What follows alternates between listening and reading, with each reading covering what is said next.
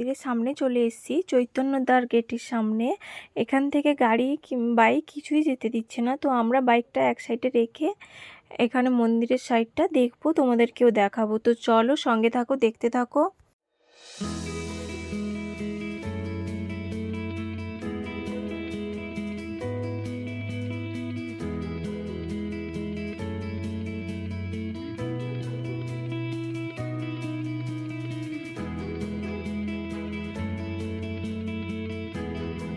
তো দেখো, এটাই হচ্ছে চৈতন্যদ্বার গেট।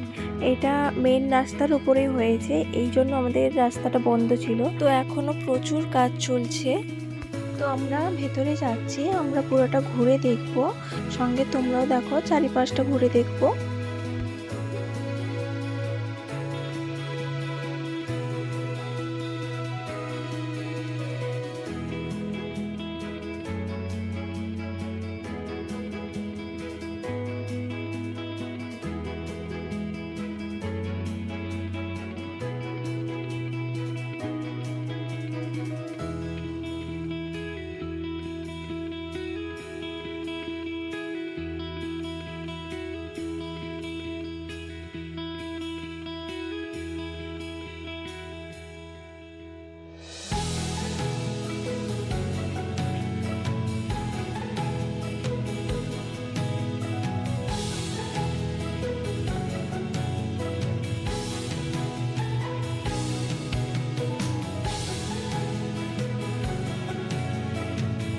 তোমাদের একটাই কথা বলি, যারা যারা পুরী যেতে পারছো না, তারা আমাদের দীঘায় জগন্নাথ মন্দিরে এসে একবার ঘুরে যেতে পারো, খুব ভালো লাগবে আশা করছি।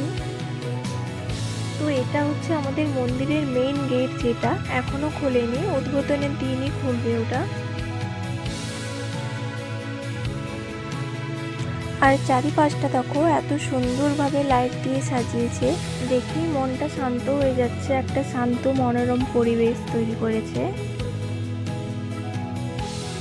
তো এবার আমরা গেটের সামনে চলে যাচ্ছি। গেট দিয়ে যতটুকু দেখা যায় ভেতরটা তোমাদেরকেও দেখাচ্ছি, দেখো।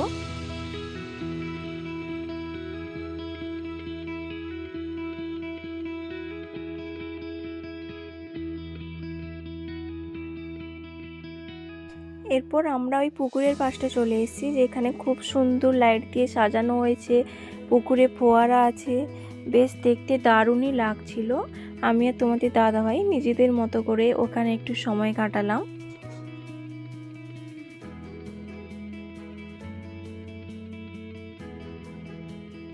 আমাদের দীঘা যাওয়াটা তো মেনলি তোমাদের দাদাভাই জন্মদিন উপলক্ষে, তার জন্য কিছু গোলাপ নিয়ে তোমাদের দাদাভাইকে বার্থডে উইশটা করেই দিলাম।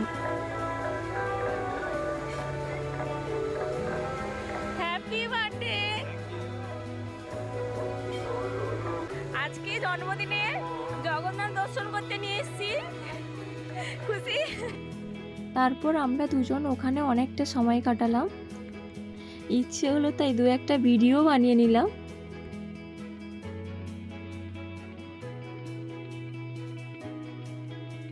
আর আমরা বেরোনোর সময় দেখলাম ওখানে অনেক সাংবাদিকরা এসছে, তো তোমাদেরকেও দেখালাম, দেখো।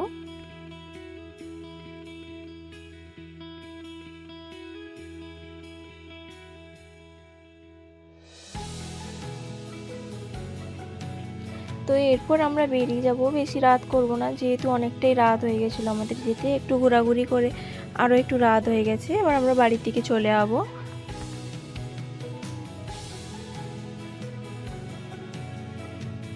তো আমরা এবার বেরিয়ে চলে যাচ্ছি। আর তোমাদের আজকের ভিডিওটা কেমন লাগলো অবশ্যই জানিও। জগন্নাথ মন্দিরের ভিডিওটা, যেহেতু ভেতরে ঢুকতে পারিনি তাই দেখাতে পারলাম না, বাইরেরটাই দেখালাম। তোমরা পারলে 30 তারিখে অবশ্যই এসো, উদ্বোধনের দিন। তো আজকের মতো টাটা।